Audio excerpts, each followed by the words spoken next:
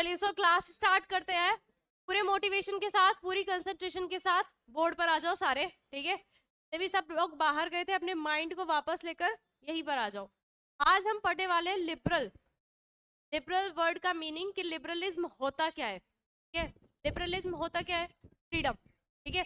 जब भी हम लिबरल वर्ड की बात करते हैं तो यहाँ किसकी हम लोग बात करते हैं? फ्रीडम की बात करते हैं, ठीक है। तो इसके बारे में हम लोग देखेंगे।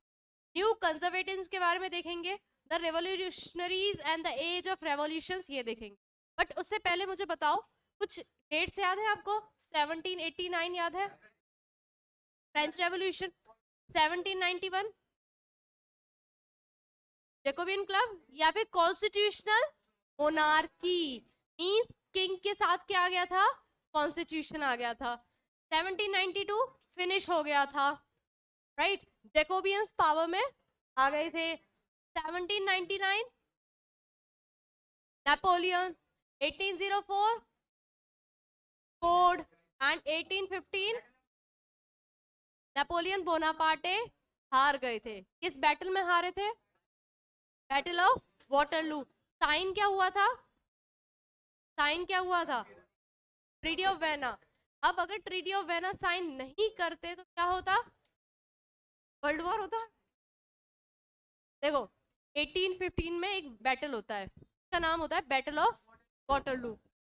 उस बैटल ऑफ वाटरलू को मतलब कैसे है कि अब अगर बैटल हो गया, ठीक है, कौन हारा? नेपोलियन हारा। किससे हारा? किंग से हारा। किंग बहुत सारे एम्पायर मतलब एम्परर हारा।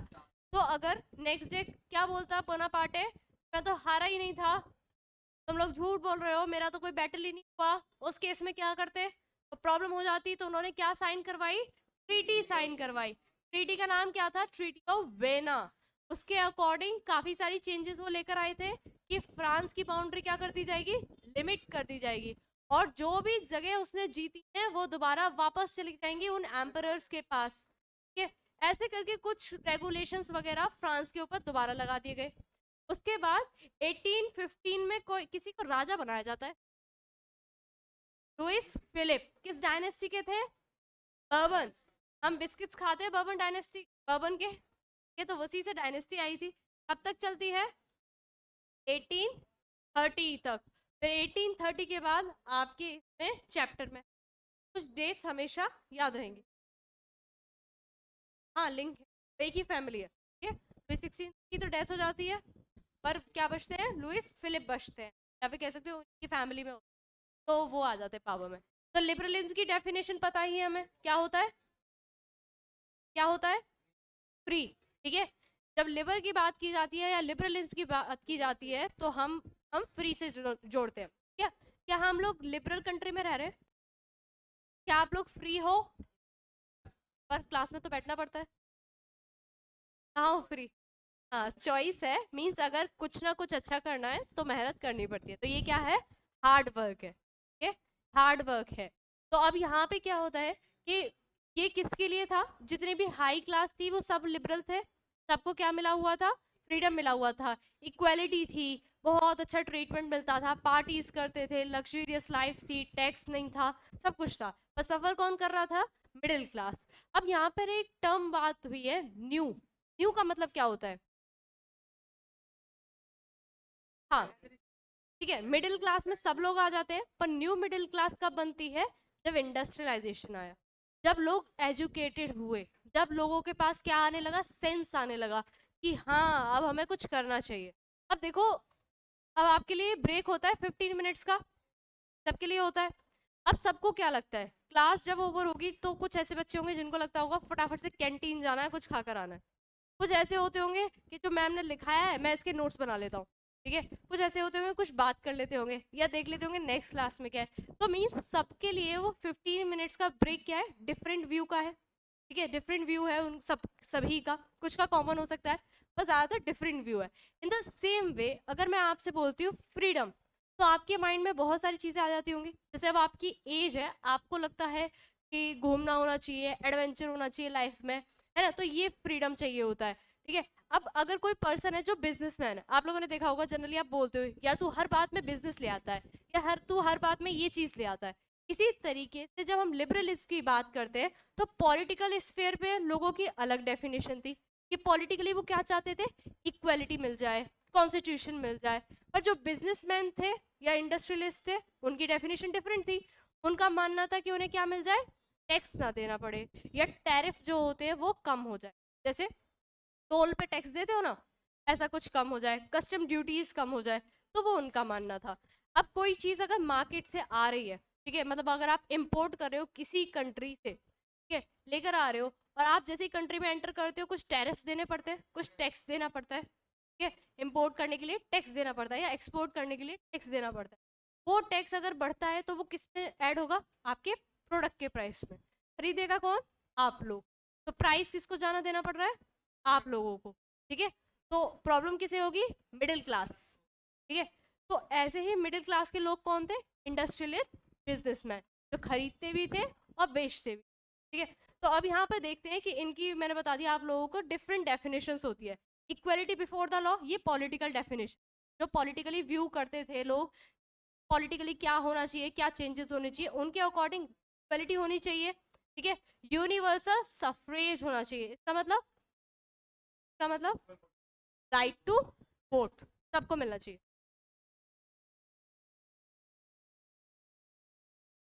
हाँ, मैं ये बता रही थी कि लिबरलिज्म की जो डेफिनेशन आपकी बुक में दो तरीके से दी है। एक तो पॉइंट ऑफ व्यू है जो पॉलिटिकल पॉइंट व्यू है, कोई लीडर है, पॉलिटिकल पार्टी का लीडर है, उसके लिए मैंने वही ब्रेक का एग्जांपल दिया था, उसके लिए लिबरलिज्म का मीनिंग डिफरेंट है।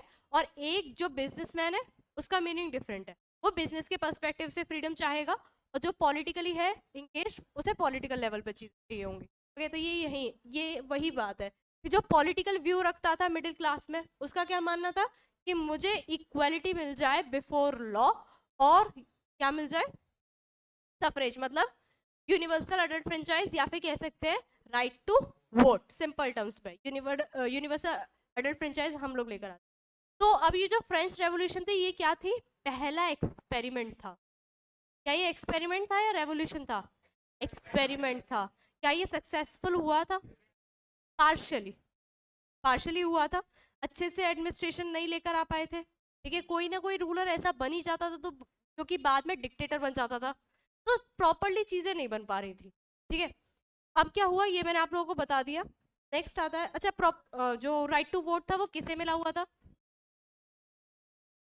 मैन को मिला हुआ था, एक्टिव सिटीजन्स को मिला हुआ था। उसमें कौन आता था, मैन आता था, मैन होना चाहिए, एज 25 अबव, और टैक्स, टैक्स पे होना चाहिए, प्रॉपर्टी का राइट होना चाहिए, प्रॉपर्टी मतलब क्लेम करना चाहिए, या वही मतलब बहुत ज्यादा डिस्क्रिमिनेशन था, सब वोट भी नहीं कर सकते। अब जैसे मैं यहाँ पे क्राइटेरिया लगा दूं कि जिसको एसएसटी पसंद है वही वोट करेगा, हो जाएगी प्रॉब्लम, एक आधी वोट वाले बच्चे आएंगे। तो ये ठीक है, इसी तरीके से कुछ रेस्ट्रिक्शंस थी, सबको राइट टू वोट नहीं था। अब ये मैंने आप लोगों को बता दिया, जो मैन जिनके पास प्रॉपर्टी नहीं थी या वुमेन, उन सबको किस में रखा गया था, पैसिव सिटीजन। दो टाइप के लोग थे, एक्टिव, पैसिव।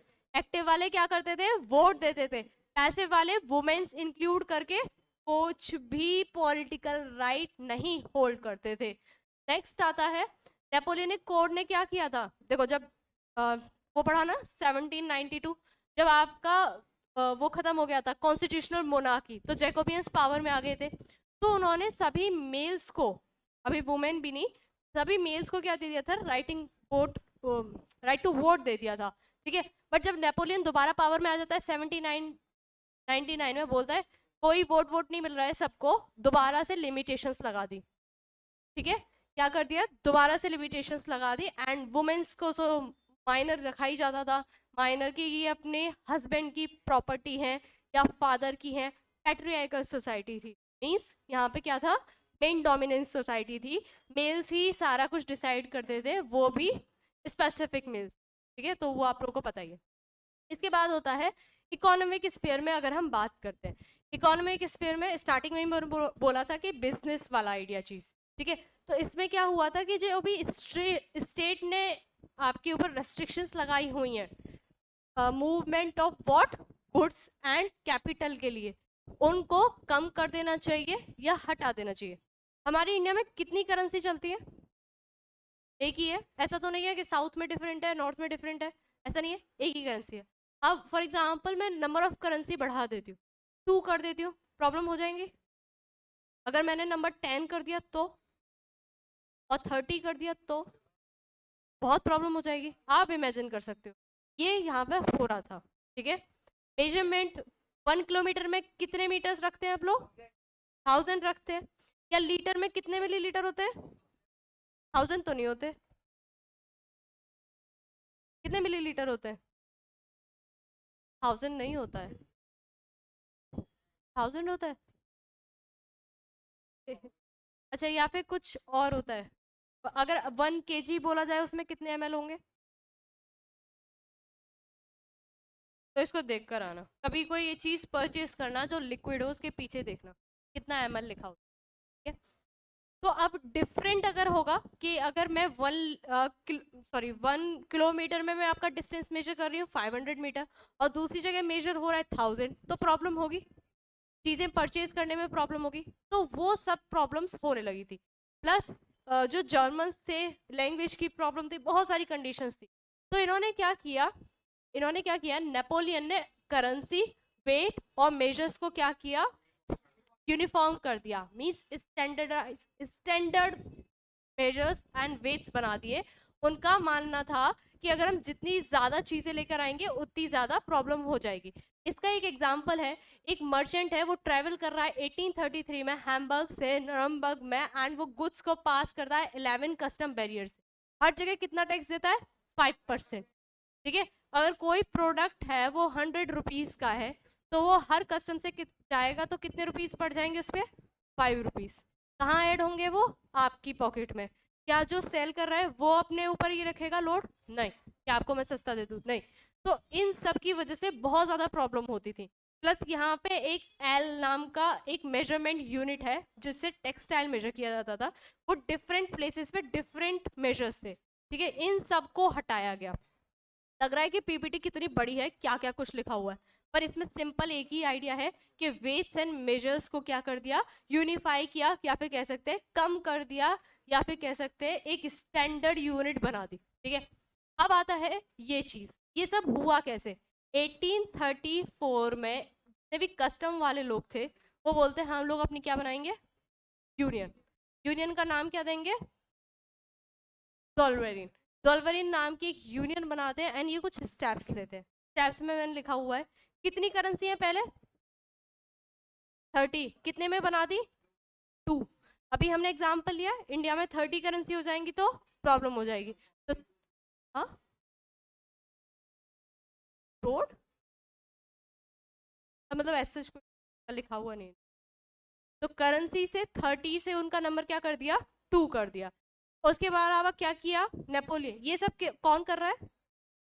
नेपोलियन कर रहे हैं। ठीक है, ये नेपोलियन के रूल में ही हो रहा है। अब आप बोलोगे मैम यहाँ तो कस्टम यूनियन है, बट ये सब हो रहा है नेपोलियन के ही, सॉरी नहीं, ये तो 1834 की बात है। बट नेपोलियन ने भी क्या किया था, नेटवर्क बना दिया था। रेलवे का नेटवर्क किसने बनाया था? नेपोलियन ने। उनके उसके पीछे क्या उनका कोई मोटिव रहा होगा?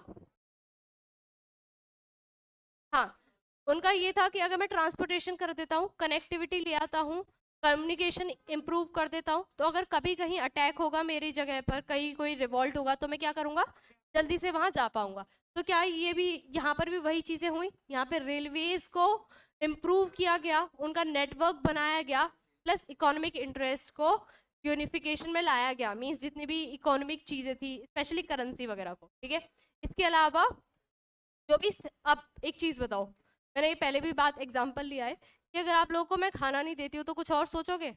नहीं, कुछ नहीं समझ में आएगा।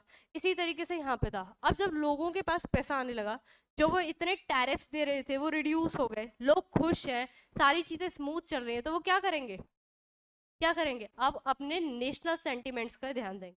ठीक है, नेशनल सेंटिमेंट्स पे ध्यान देंगे। अब फॉर एग्जाम्पल अगर आपकी लाइफ बहुत स्मूथ है, आपकी पढ़ाई अच्छे से चल रही है, डेली टास्क आपके पूरे हो रहे हैं, तो आप अपनी हॉबीज पे भी तो फोकस कर सकते हो।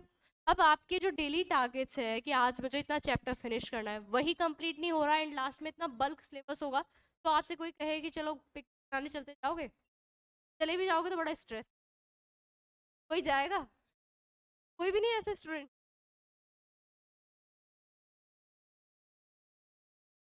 लास्ट नाइट वाले है कि मैम बिल्कुल लास्ट नाइट पे पढ़ेंगे। अब आता है न्यू कंजर्वेटिव। कंजर्वेटिज्म का मतलब क्या होता है?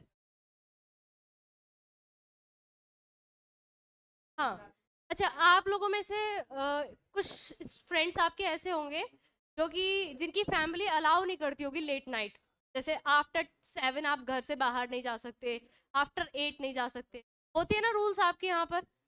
और कोई एक फ्रेंड आपका, कोई ना कोई कजन, कुछ कोई ना कोई ऐसा मिल ही जाएगा जिसके यहाँ क्या होगा, फ्रीडम होगा कि भाई मैं तो यार 10 तक आराम से बाहर रह सकता हूँ, मेरे पेरेंट्स की प्रॉब्लम नहीं है, बस बताते रहो कि मैं यहाँ पर हूँ। ये होता है ना। तो हम लोग क्या बोलते हैं कि हमारे पेरेंट्स बहुत स्ट्रिक्ट है, मीन्स क्या है, कंजर्वेटिव माइंडसेट के हैं, एंड उसके पेरेंट क्या है, बहुत ज्यादा लिबरल है। अब लिबरल कौन थी? Middle class. और कंजर्वेटिव कौन थे? मोनार्क।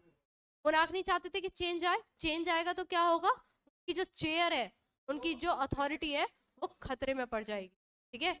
अब न्यू कंजर्वेटिव्स का मतलब क्या है? वाटरलू हुआ, हार गए, नेपोलियन गए, मिडिल क्लास, पावर में कौन आया? किंग, मतलब कंजर्वेटिव। तो कंजर्वेटिव पावर में आ गए। तो ये न्यू का मतलब क्या है? हम न्यू क्यों लगाया, रहने देते कंजर्वेटिव।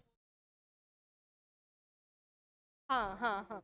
तो इसमें क्या था कि अगर कोई अच्छी चीज है तो ठीक है, ठीक है, अच्छी चीज है तो ठीक है। अब मैं आप लोगों से कहूँ कि आप इस स्मार्ट बोर्ड को रन कर लोगे?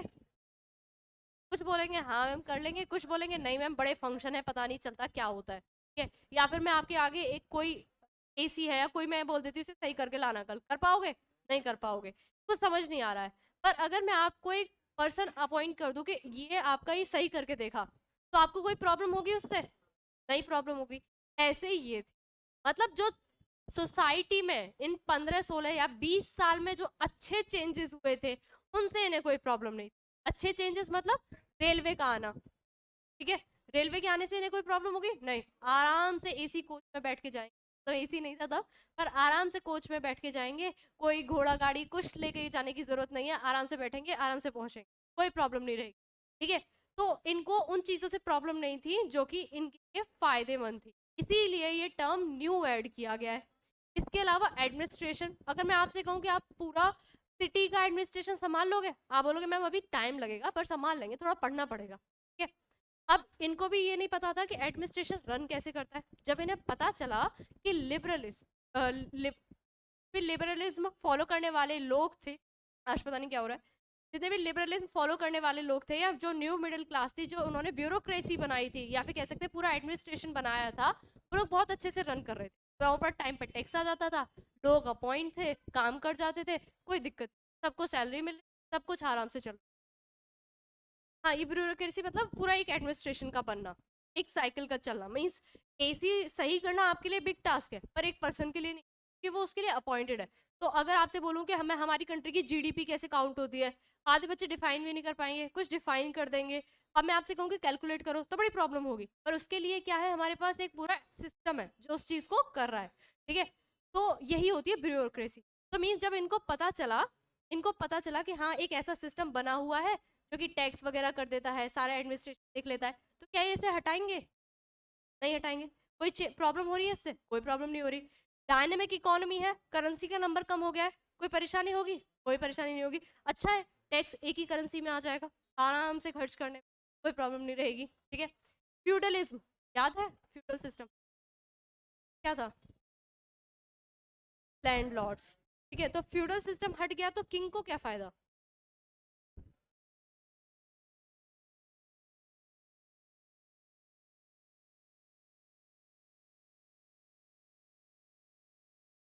हाँ, चलो एक डायरेक्ट टेस्ट मिल रहा है। अब जैसे आपका पूरी ये जो है ना, ये मेरा एम्पायर है, मैं यहाँ की किंग, मैंने 4 लोगों को अपॉइंट किया, 4 पार्ट में क्लास डिवाइड कर दी, मैंने एक एक फ्यूडल लॉर्ड बना दिया, एक दिन में एब्सेंट हो गई, तो क्या होगा, वो जो फ्यूडल लॉर्ड है वो बोलेगा ये मेरी टेरिटरी है, आज मैम नहीं है, कोई किंग नहीं है मेरे ऊपर, तो ये पूरा एम्पायर मेरा। तो ये क्लास 4 एम्पायर्स में डिवाइड हो जाएगी। यही फ्यूडल लॉर्ड्स करते थे। जैसे ही किंग वीक हुआ, सारा का सारा एम्पायर जो भी उनकी टेरिटरी थी वो ऑक्यूपाई कर लेते थे और बन जाते थे रूलर। अब हम एम्परर है इस एरिया के, और किंग के पास से क्या चली जाती थी, उसकी टेरिटरी। ये इंडिया में बहुत होता था, पता है। अब जैसे आप लोग ने सुना होगा कि जो आपका मौर्यन एम्पायर था, कितना एरिया कवर किया था अशोका ने, या फिर और कौन कौन हुआ था, चंद्रगुप्त ने, बहुत इंडिया कवर किया हुआ था। बट बाद में वो कैसे टूट जाता था, मतलब वो एम्पायर सिमट के छोटा सा क्यों हो जाता था, यही होता था क्योंकि हर किसी में क्या था, उनके लैंडलॉर्ड्स रहते थे या फ्यूडल लॉर्ड्स रहते थे। फ्यूडल लॉर्ड देखते थे कि जैसे ही राजा वीक होता है वो क्या बन जाते थे, किंग बन जाते, और इससे क्या होता था, राजा को लॉस होता था।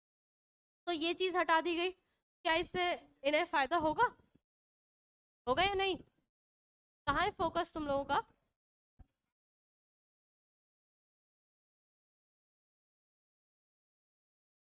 अच्छा, मैंने आपके 10th के सेकंड बैच में पूछा था किस किस को मेरा नाम पता है विद स्पेलिंग।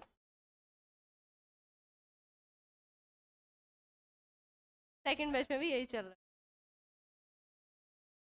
बाकी बाकी लोगों को नहीं पता? अच्छा, फुल नेम पता है विद टाइटल? अच्छा, और हमें कितना टाइम हो गया? 10 दिन से ज्यादा हो गए, मेरा नाम तक नहीं पता, क्यों, क्या है?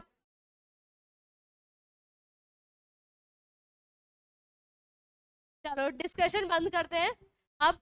कम से कम मेरी बात पे फोकस तो करोगे, सबके मुंह से आवाज आनी चाहिए, जितना आप बोल रहे हो ना इतनी यहाँ पर भी आनी चाहिए, एक एक चीज का आंसर आना चाहिए। देखो एक चीज होती है, अगर तुम आंसर देते हो ना तो क्या रहेगा, तुम्हारा कंसंट्रेशन बना रहेगा, नहीं तो तुम सब वहां पे पहुंच जाओगे अभी घूमते हुए, ठीक है? तो याद रखो, सब यहाँ पर रहोगे तभी जब आप लोग बोलते रहोगे, आंसर्स देते रहोगे, ठीक है? तो फ्यूडल सिस्टम याद हो गया, क्या हुआ था जब लॉर्ड्स अपॉइंट कर दिए जाते थे किसी भी टेरिटरी एरिया में बाय किंग, उसको क्या कर दिया गया, अबॉलिश कर दिया गया। न्यू कंजर्वेटिज्म आया, मतलब राजा आए बोले बहुत अच्छा है ये। फर्स्ट एंड सेकंड पॉइंट ये। अच्छा, कंजर्वेटिज्म का मानना था कि हमारे जो पुराने चर्चेस जो नेपोलियन ने हटा दिए थे, या क्लर्जी क्लास, नोबल्स, वो सबको हटा दिया था, वो सब वापस आना चाहिए, मोनार्की वापस आनी चाहिए। हायरार्कीज जो थी, क्या थी hierarchies, first state, second state, third state, nobles, clergy, common man. और क्या क्या थे कॉमन मैन में, बिजनेसमैन, आर्टिसंस, पीजेंट्स, वर्कर्स, सब इसमें आते थे, ठीक है? उन सबको वापस लेके आना चाहिए, पर उनको ये भी नहीं था कि सारा कुछ वापस हो जाना चाहिए, जैसे पहले था वैसा नहीं होना चाहिए। जो अच्छी चीजें आप लोगों ने करी है, इतनी मेहनत करी है 20 सालों में, ब्यूरोक्रेसी बनाने में, ट्रेन्स लाने में, इकोनॉमी अच्छी करने में, वो सब रखो, ठीक है? तो कंजर्वेटिज्म इसीलिए न्यू थे। चलें आगे, ये कौन है, ये क्या लिख रहा है, अदर पीपल्स मनी, कौन लेके बैठता था other peoples money, conservative, monarchy लेके बैठती थी। तो ये नेपोलियन कहाँ से हुआ, नेपोलियन की तो मुस्टैच भी नहीं थी। हाँ, नेपोलियन माइंड में बहुत अच्छे से फीड हो गया है ना। अच्छा, इंडिया का नेपोलियन किसे बोला जाता है, अलेक्जेंडर को क्यों बोलेंगे नेपोलियन? इंडिया में एक एक किंग थे, उनको बोला जाता है नेपोलियन ऑफ इंडिया। कोई तो हो गई, देख कर आना, ठीक है? नहीं, चंद्रगुप्त नहीं थे, कोई भी नहीं था, इंडियन किंग था। पोरस इंडिया का था क्या, कहाँ का था पोरस, कौन था, बताओ, नेपोलियन ऑफ इंडिया, यूपीएससी का क्वेश्चन है, सब गलत हो, तुम जानते भी नहीं उनके बारे में। नहीं, होमवर्क है, कौन,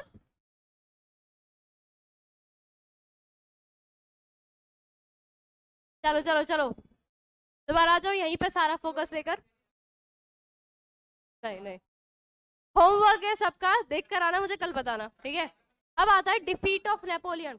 नेपोलियन किस बैटल में हारे थे, सबसे रेस्पॉन्स चाहिए मुझे लास्ट तक, वाटरलू। अब नेपोलियन जब हार जाते हैं, किससे हारते हैं, Britain, Russia, Prussia, Austria,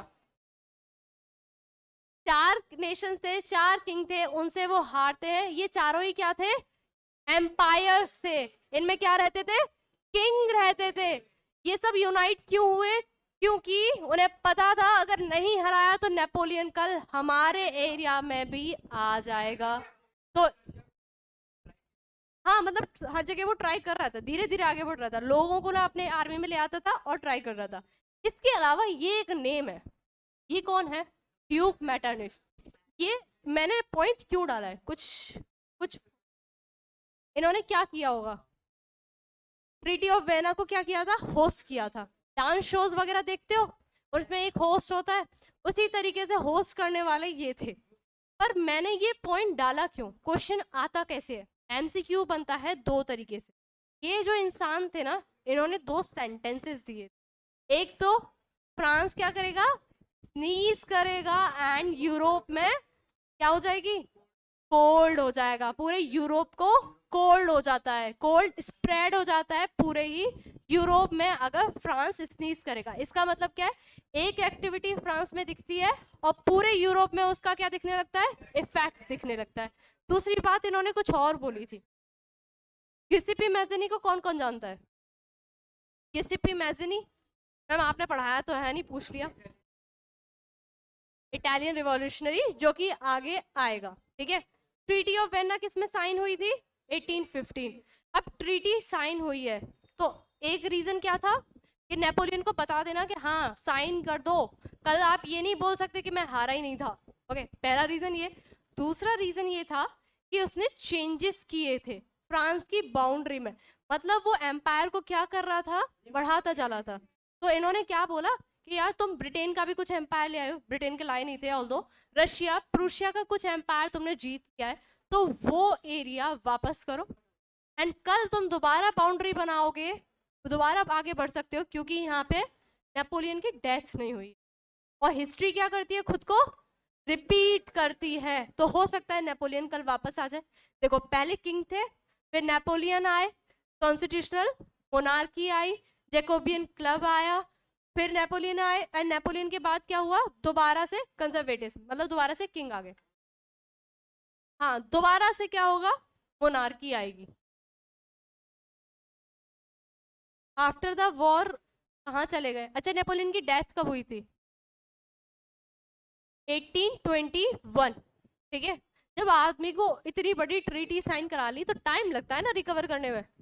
recover करने में टाइम लगता है ना, चार लोगों ने मिलके हराया है, तो रिकवर करने में टाइम लगेगा। तो ही वॉज देयर, ठीक है। ठीक है, चलिए आगे बढ़ते हैं। तो ये हम लोगों ने पढ़ लिया, नेक्स्ट स्लाइड की तरफ मूव करते हैं। इसमें कोई डाउट यहाँ तक, कोई point?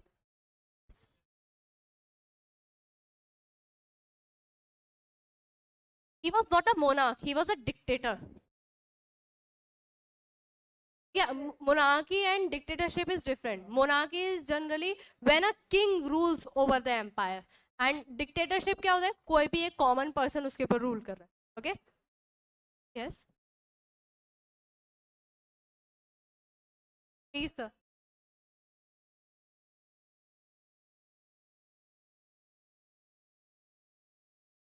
No, adults franchise or suffrage? Suffrage means right to type of that. Is an example of equality before, but other things are also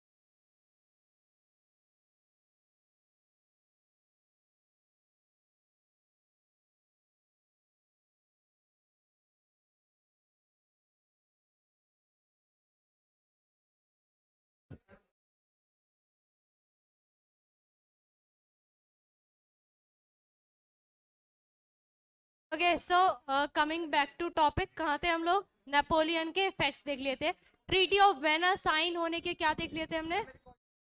facts क्या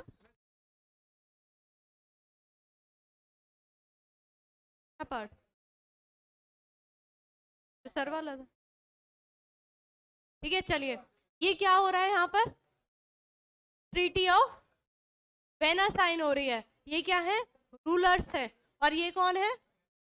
नेपोलियन। हो सकता है मे बी कोई रूलर ही हो, ठीक है, बट इससे हमें ये आइडिया लगता है कि क्या हो रही है यहाँ पे? ट्रीटी ऑफ वेना साइन हो रही है, ठीक है। तो अब इसमें देख लेते हैं, जब ट्रीटी ऑफ वेना साइन होती है तो दोबारा से पावर में कौन आता है? बर्बन डायनेस्टी आती है, ठीक है। बर्बन डायनेस्टी आती है, ये मैं आपको पहले ही बता चुकी हूँ क्या क्या कंडीशंस वो लेकर आए थे। वो सारी चीजें, वो सारा एरिया दोबारा से रिस्टोर हो जाता है, दोबारा से पावर में आ जाता है, जो भी फ्रांस ने लूज किया था या फिर फ्रांस ने लिया था किसी भी नेशन से। नेक्स्ट, इसके अलावा उसका एक्सपेंशन रोकने के लिए क्या कर दिया गया? बाउंड्रीज को लिमिट कर दिया गया। नेपोलियन, कल आप दोबारा हमारे पास नहीं आएंगे, आपकी इतनी बाउंड्री है, कल अगर आप दोबारा डिक्टेटर बनते हैं तो आप सिर्फ इसी बाउंड्री में रहेंगे। ये कर दिया गया। अब आती है ये रिजीम्स। क्या होता है रिजीम्स? क्या होता है?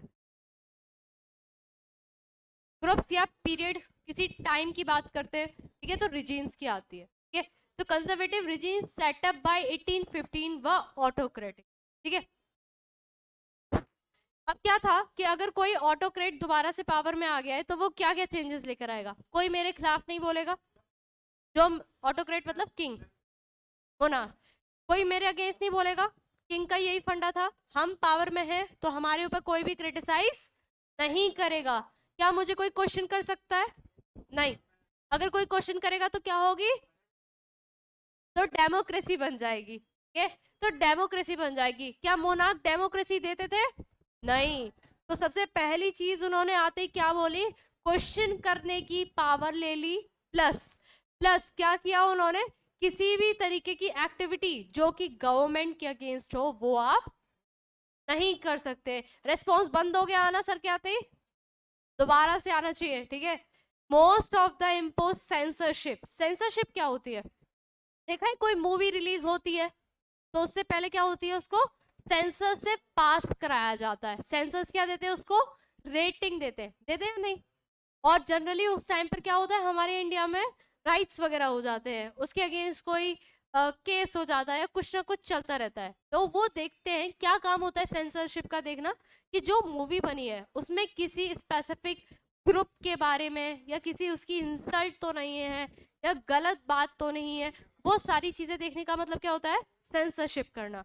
अब यहाँ पे क्या कोई गलत बात बोलेगा? नहीं।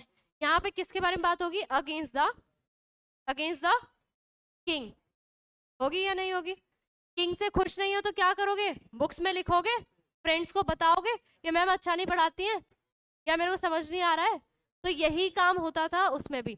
वहां पे क्या लिखते थे? बुक्स वगैरह में लिखा जाता था, तो सॉन्ग्स वगैरह बनाए जाते थे, प्लेस बनाए जाते थे, तो उन सबको रोक दिया गया। उनके ऊपर क्या लेकर आए? सेंसरशिप लेकर आए। कौन कर रहा है ये सब? मोनार्क कर रहे हैं। और ये मोनार्क कब कर रहे हैं? 1815 के बाद, ठीक है। नेक्स्ट, ये क्या है? क्रिटिसाइज किया गया था, मतलब जो भी उन्होंने प्रेस के अगेंस्ट लेकर आए थे। अब आते हैं द रिवॉल्यूशनरीज। जो मैंने पुराना पढ़ा है, जो जितने भी इंपॉर्टेंट पॉइंट्स थे वो सब कवर कर दिए, बाकी सिर्फ कंटेंट है, तो उसको बस आपको रीड करना है ताकि आप सारी चीजों को क्या कर सके? लिंक कर सके। जहां से क्वेश्चंस बनते हैं वो मैं बता देती हूँ। अब आता है रिवॉल्यूशनरीज के बारे में बात होता है। अब लोगों ने क्या टेस्ट किया हुआ था? फ्रीडम किया हुआ था टेस्ट के नहीं? बोनापार्टे ने काफी सारे राइट्स दिए थे या नहीं? डेवलपमेंट कराया था या नहीं? प्रेस फ्री थी या नहीं? सब कुछ था। पर पर उसने भी कुछ गलतियां की थी। वो गलतियों के साथ लोग सरवाइव कर रहे थे, बट फिर भी खुश थे इन कंपैरिजन टू मोनार्क, ठीक है। मोनार्क के कंपैरिजन में क्या थे? खुश थे। मोनार्क मतलब किंग लुइस 16 था, उसके बाद नेपोलियन आया, तो लोग खुश थे ना कि नेपोलियन आ गया है, चलो हमें थोड़ा बहुत राइट्स मिल गए। अब क्या होता है कि दोबारा से कौन आ गया है? किंग आ गया है। अब क्या लोग खुश होंगे? नहीं।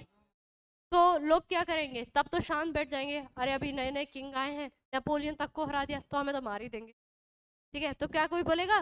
नहीं। मैंने एक को डांट दिया तो कोई बोलेगा? नहीं। बट अंदर ही अंदर रखेंगे कि हाँ मैम से रिवेंज तो हम लेकर रहेंगे। तो क्या करेंगे, यूनियंस बनाएंगे। क्या बनाएंगे? सीक्रेट सोसाइटीज बनाएंगे। तो ऐसे ही कुछ लोग थे कहाँ पर, फ्रांस में, उन लोगों ने क्या बनाई, सीक्रेट सोसाइटीज बनाई, मतलब छोटी छोटी सोसाइटीज बनाई। And secret society were made up in European state, सिर्फ फ्रांस में नहीं और यूरोपियन स्टेट्स में भी क्या किया गया, ये सोसाइटीज बनी। क्या इसमें से कोई क्वेश्चन आएगा? नहीं आएगा। क्वेश्चन कहाँ से आएगा? इनसे आएगा। एमसीक्यू आएगा। हाँ, क्या लॉन्ग आंसर, शॉर्ट आंसर आ सकता है? शॉर्ट टाइप आंसर आ सकते हैं। ठीक है, तो ये कब बॉर्न हुए थे? 1807 में बॉर्न हुए थे और इन्होंने एक सीक्रेट सोसाइटी बनाई। बट ऐसा नहीं है सीक्रेट सोसाइटी इन्होंने डायरेक्टली बना दी, कुछ तो किया होगा पहले लाइफ में। तो जब ये 24 ईयर्स के, तो इन्हें एग्जाइल भेज दिया गया। एग्जाइल क्या होता है? देश निकाला या फिर वनवास, उसको बोलते हैं। तो जब ये 24 ईयर्स के थे तो इन्हें क्या कर दिया गया, एग्जाइल पे भेज दिया गया। और इन्होंने क्यों भेजा गया? क्योंकि रिवॉल्यूशन इन लिगुरिया किया था। ये क्या है, एक इटली में जगह है, वहां पर ये रेवोल्यूशन कर रहे थे, मतलब एक चेंज लाने की कोशिश कर रहे थे। इन्हें पकड़ लिया जाता है और एग्जाइल पे भेज दिया जाता है। देश निकाला किया गया, तो इटली के रहने वाले थे, कहाँ पहुंच जाएंगे? बाहर, अपने देश से बाहर। आप बोलोगे मैम देश तो था ही नहीं, तो मतलब अपने एम्पायर से बाहर। तो अब कहाँ जाएंगे? दूसरी यूरोपियन स्टेट में घूमेंगे। तो जब ये दूसरी यूरोपियन स्टेट्स में घूम रहे थे तो इन्होंने दो सोसाइटीज बनाई। एमसीक्यू अगेन, चाहे कितनी भी साल हो जाए ये क्वेश्चंस बनते हैं, मार्क कर लो, लिख लो, एनसीईआरटी है वहां पर लिख लो, लास्ट टाइम पर ये रिवाइज करना है। यंग इटली इन मार्सिलियस, ये कहाँ पर है जगह? फ्रांस में। अच्छा, नेशनल एंथम क्या है फ्रांस का? यही है। ठीक है, नेक्स्ट, पढ़ने कहाँ पर है? पढ़ने कहाँ पर है? यूरोप। अच्छा, बहुत अच्छा। नो, बहुत सुंदर जगह है, स्विट्जरलैंड। ठीक है, तो ये कहाँ पर है? स्विट्जरलैंड। तो एक उन्होंने बनाई यंग इटली फ्रांस के अंदर, यंग यूरोप बनाया कहाँ पर? बर्ने, स्विट्जरलैंड के अंदर। और ऐसा नहीं था कि इस सोसाइटीज में एक ही तरीके के लोग थे, डिफरेंट टाइप के लोग थे। ठीक है, डिफरेंट टाइप के लोग डिफरेंट स्टेट से आके बनाए थे। तो क्वेश्चन पूछो, गिउसेप्पे मैज़नी कहाँ के रहने वाले थे? इटली के रहने वाले थे। कितनी एज में एग्जाइल में चले गए थे? किस चीज के लिए गए थे? Revolution in Liguria. सोसाइटीज के नेम? यंग, बस सब तो, बहुत सारे लोग तो सिर्फ लिपसिंग कर देता है, हाँ बस आवाज निकाल दी, ठीक है पहुंच गई। Young Europe and young Italy. Young Italy कहां पर बनी थी? मार्सेलिस, मतलब फ्रांस में। और यंग यूरोप स्विट्जरलैंड में। जो यंग यूरोप नाम की सोसाइटी थी उसमें काफी सारी स्टेट्स, चाहे जर्मन हो, इटली हो, फ्रांस हो, सबसे लोग आए हुए थे। पहला पेज क्लियर? एमसीक्यू आएगा, हो जाएगा सबसे। ठीक है, अब आया जो मैसिनी थे, उनका क्या मानना था? उनका मानना था कि जो भी इस दुनिया में हो रहा है वो सब कुछ नेचुरल होना चाहिए, मैन काइंड को ध्यान में रखते हुए होना चाहिए, लोगों के अधिकार होने चाहिए, उन सब के लिए ये फाइट कर रहे थे। ये कौन है? गिउसेप्पे मैज़नी। ये कौन है? बच्चे।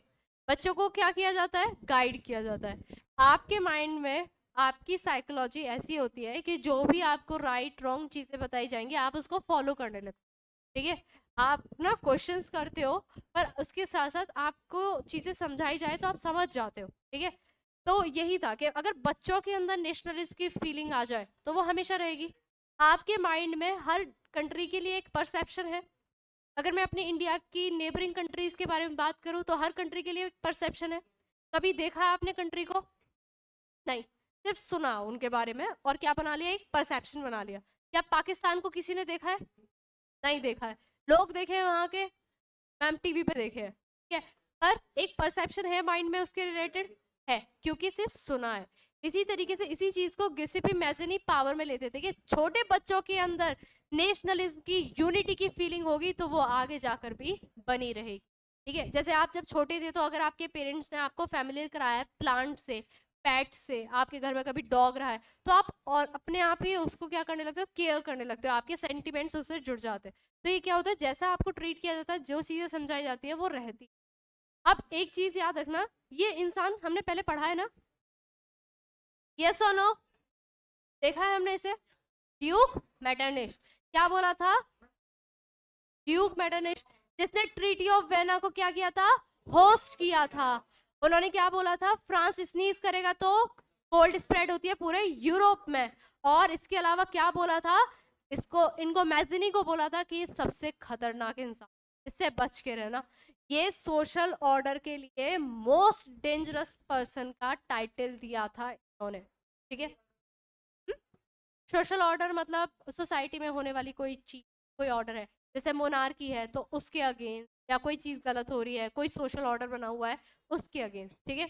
इनसे सब डरते थे, ठीक है, जितने भी कंजर्वेटिव्स थे ना, इस गुस्ताफी मैजनी से बहुत डरते थे। क्या जो 24 ईयर की एज में एग्जाइल पे चला गया हो, अपने नेशन में इतना बड़ा रेवोल्यूशन ले आया हो, वो वर्ल्ड लेवल पे क्या करेगा। तो क्वेश्चन बनता है हमारा यहाँ से, ठीक है। इसके अलावा इनका आइडिया क्या था, क्वेश्चन आता है कि what was the ideology of Mazzini, ये क्वेश्चन बनता है। तो प्लीज इसको वर्ड टू वर्ड या फिर समझ लीजिए उनकी क्या आइडियोलॉजी थी और लिख लीजिए, ठीक है। नेक्स्ट आता है कि ये चाहते थे कि हमारी जो इटली है, हर कोई अपने देश के बारे में सोचता है, मैं भी नहीं चाहती कि मेरी जो इंडिया है जितनी स्टेट्स है उतने पार्ट्स में डिवाइड हो जाए, नहीं चाहती ना मैं चाहती हूँ कि मेरी पूरी इंडिया क्या रहे, यूनाइटेड रहे। यही ये चाहते थे कि जितने भी लोग हैं वो सब क्या रहे, मिलजुल के रहे, कोई डिवीजन ना हो। अब आता है age of revolution, last topic है। अरे यार नहीं कोई बोलेगा,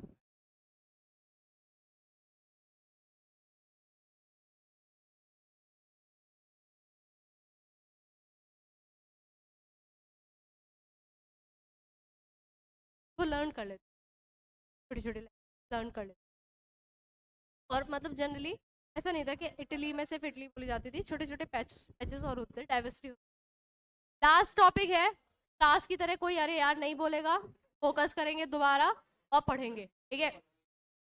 किससे पढ़ाने जा रहा, गर्मी लग रही है, अब देखो एसी चल नहीं रहा। अच्छा जब सबके मार्क्स आएंगे तब पता चलेगा, ठीक है? बहुत सारे ऐसे स्टूडेंट्स होते हैं जो पढ़ के आते हैं और प्रिटेंड करते हैं कि मैं पढ़ नहीं रहा हूँ, पर वो पढ़ते हैं, ठीक है। और कुछ ऐसे होते हैं जो सिर्फ सर को नोट करते हैं, ठीक है। तो अभी जब एग्जाम होगा, टेस्ट होगा, तब पता चलेगा, जल्दी होगा पता चल जाएगा, ठीक है। अब चलो शुरू करते हैं, द एज ऑफ रेवोल्यूशंस। 1830, 1815 से 1830 तक कौन रहा था, कंजर्वेटिव्स, न्यू कंजर्वेटिव्स। 1830 में क्या आई, एज ऑफ रेवोल्यूशन आई। कहां पर आई, ग्रीस में आई। अच्छा हमारे यहाँ कोई एक्टर है ना जिसे लॉर्ड ऑफ ग्रीस बोला जाता है, या वो रिजेंबल करते हैं, ऋतिक रोशन बोला जाता है ना। तो ग्रीस पता है कहाँ पर है, एक छोटा सा, हाँ यूरोप का एक पार्ट है, छोटी सी कंट्री है। Conservative, conservative Louis Philippe, Louis Philippe ही थे। 15 साल तक कौन रूल कर रहा था, लुइस फिलिप, बस उनके रिजेम्बलेंस, ठीक है, उनके रिजेम्बलेंस से उनको माना जाता है वहां का।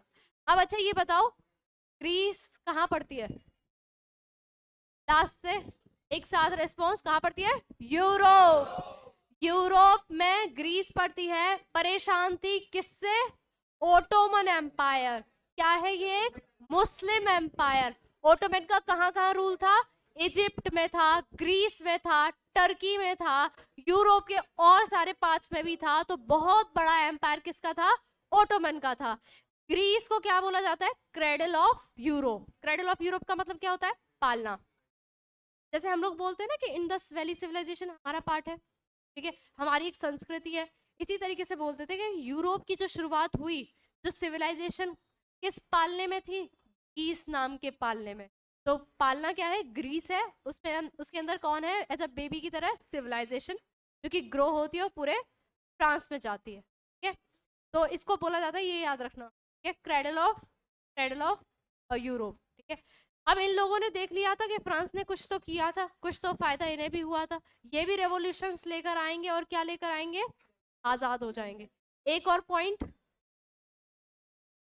एक और पॉइंट, एक और क्वेश्चन जो हम पहले पढ़ चुके हैं, ठीक है, ये सब मैं आपको ऑलरेडी बता चुकी हूँ as a student. Next move करते हैं। ये कहाँ की बात हो रही है? ग्रीस की हो रही है या फिर बेल्जियम की हो रही है? देखो, जुलाई रेवोल्यूशन नाम का एक रेवोल्यूशन हुआ था।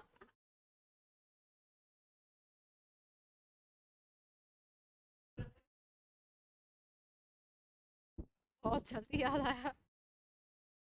ठीक है, तो इसमें क्या हुआ था कि कुछ पार्ट्स में, जैसे फ्रांस में होने लगा। ये किस ईयर की बात है? 1830 के बाद। 1830 के बाद फ्रांस ने क्या किया था? फिर से स्नीज किया था। स्नीज होते ही कहाँ पहुंचेगा? कोल्ड ग्रीस में पहुंचेगा और बेल्जियम में पहुंचेगा। ठीक है, बेल्जियम में पहुंचेगा, ब्रुसेलिस में पहुंचेगा, और ये किसी ना किसी कंट्री से कनेक्ट हो जाएंगे। अब आता है ग्रीक वॉर ऑफ इंडिपेंडेंस। ये मैं बता चुकी हूँ। ग्रीस में क्या होता है? स्ट्रगल होता है, और लॉर्ड बेरियन नाम के एक पोइट ने बोला था कि ये क्या है? क्रेडल ऑफ यूरोप है, मींस एक पालना है। और हाँ, ये इस बेचारे ने कुछ कोशिश करी पर इनकी डेथ हो जाती।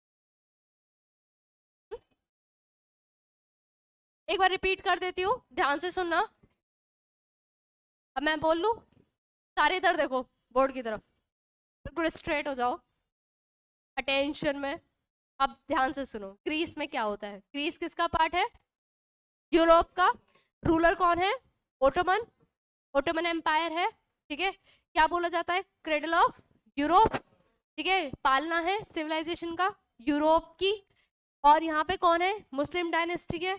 आजाद होना चाहेंगे लोग।